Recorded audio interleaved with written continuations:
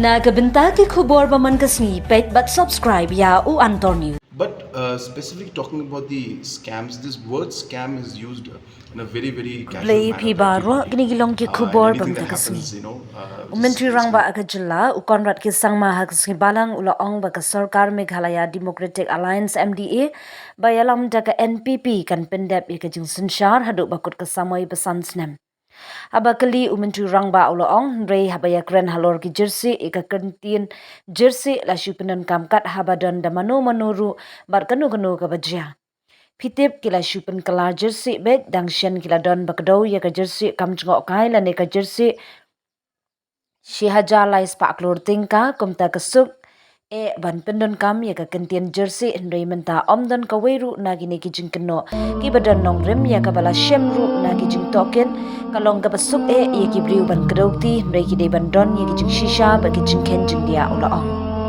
Habaya kren bagi nong tho kubor u Conrad ula ong ba kajing bom la aban le bha jung ka NPP kadan bun bha ki daw bat ong kadang kloi palat yang aban kan tho ndre ki dan shibun ki daw bat ngila dep yeshong katu kat ne ki jingelang ban ye kren ni ka kam ngala shong jingelang bat baro ki parlok ba lang ngadang shudep shong jingelang bat baro ki parlok khamtam ka UDP ka belawan ban ye kendu yenga ne ka sngi bat ye kendu ru ye ka BJP bat ngila ya kren halor ki issue ba pher Barkumta ngila banjur bangin pendep ya gajing sunshar jang ni kasamoy baminta ngin ya trailang hakalenti bajay bat ngin yai beteng ban syakri ya kipat ba karkum karai bakila ai hani. But specifically talking about the scams, this word scam is used in a very casual manner by everybody. And anything that happens, just is converted into scam. As per some articles, last time I was remembering that somebody had mentioned about a scam of the tourist lodge or something. 1,300 crores of scam was there. So it's so simple to just use the word scam. Till now, none of these allegations and any kind of based on all the inquiries that have been done, none of these allegations have had any basis. So therefore, it's easy for people to point fingers, but there have to be facts, figures. So therefore, it is not correct to lead to that conclusion. But yes, it's a concern because that's the kind of narrative that has been created. And from our side, as a government, we've always ensured that maximum transparency is there. So your party president has welcomed the move of the VPP to bring in ED and CBI. Are you also on the same page? No, we're very transparent, as I said. So whatever the case may be, we have nothing to hide. So we're very clear about that. Sir, clarification on this Williamson.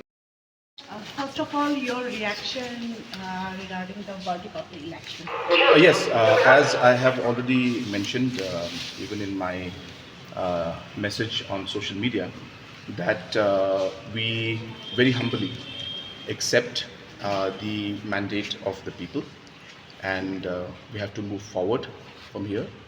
I have also taken the opportunity to wish both the MPs the very best, and of course there are a lot of expectations, a lot of work to be done, and I'm sure they will be very capable of moving a lot of things in the parliament and getting things forward. So I wish them the very best, and as I said, we accept the mandate of the election and the people. So we've seen that NPP. Sir, do you think it's a wake-up call for NPP? You see, elections are all, every election is different. The issues are different in every election, and the way people vote in every election differs. There are many factors that work in election. So therefore, we cannot compare one election with another election. But having said that, obviously any election and any defeat in any election calls for any political party to introspect, for individuals to introspect. So it's a part of process of election and democracy, where we win some elections, we lose some elections, but it is always the duty of every political party to learn from their mistakes and look into the issues that were there in the election and why the possible results could have happened.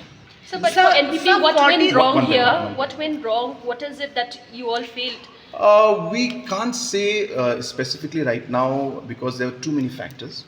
We are looking into it, and it will be too premature for me to give a knee-jerk reaction to the entire process. But there are many factors, and we have in fact had a couple of rounds of meeting already to discuss. I've met most of the party leaders, senior party leaders here in Shillong. I came back last night, and since then we've been meeting many people, and we are assessing the situation. But as I said, it will be too early for me to come out with the entire diagnosis, but there are many factors. Sir, 46 years of legacy, 33 years of consecutive legacy. So, what it is means, why NPP could not get this Tuda seat? What went wrong? 18 MLAs. That's true.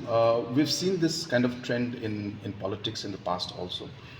This happens in many constituencies and many states where the state government is for one party. We have seen many situations where in the MP election we don't win. So it's not something that doesn't happen. Yes, I would like to thank the people of Garo Hills that for the last 46 years they have put faith and trust in the leadership of the party at different levels, and we have done our best to serve the people, and we respect, as I said, the mandate. There are issues, there are concerns, and it is our duty now to accept it, and our duty to introspect, and our duty to find out where we can improve and be ready for the next elections. Is there any threat to the government following 2 defeats? We are obviously looking into all the aspects, but I'm very confident. I had a meeting with all our coalition partners. In fact, just now also we were having almost a marathon meeting with all the coalition partners, especially the UDP had come to meet me today. I had met the leaders of the BJP also, and we have all discussed all the different issues, and we have reiterated that we will complete this term. We'll work together in a very stable manner and continue to serve the people based on the mandate that they gave to us. BJP president called for your resignation following the defeats. The people of the state have given us a mandate in the assembly elections, and it is that mandate on the basis of which a government is formed. So I think they'll have to do their homework a bit on this. Election in 2023 was election for the assembly, and people voted for most of the coalition partners. They gave more seats than what was given in 2018, and therefore that is a mandate based on which this government was formed, and hence it is completely wrong for anybody to mention that. Okay, what is your equation in the NDA? Because you don't have a member, elected member. Secondly, eroding performance of the NDA overall. Well, we have to assess what is happening in the NDA. That is a different issue altogether, because it's at a much larger level. We have to check all those details. But more importantly, we have a member of parliament in Rajya Sabha, and obviously we have reiterated that we are part of the NDA. In fact, I'm leaving for Delhi tomorrow evening. There is a meeting that the Prime Minister has called of all the NDA chief ministers, and I'll be attending the meeting day after tomorrow.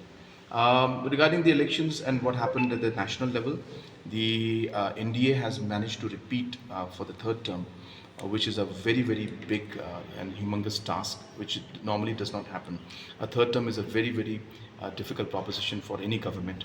But the fact that the NDA has managed to continue that is in itself a very big thing. And I'm sure that the economic agendas and development agendas that were started in the first and second term will continue. And we will see many of these economic agendas helping the people of the Northeast and Meghalaya state. So, Assam CM is blaming one community of Meghalaya for the loss of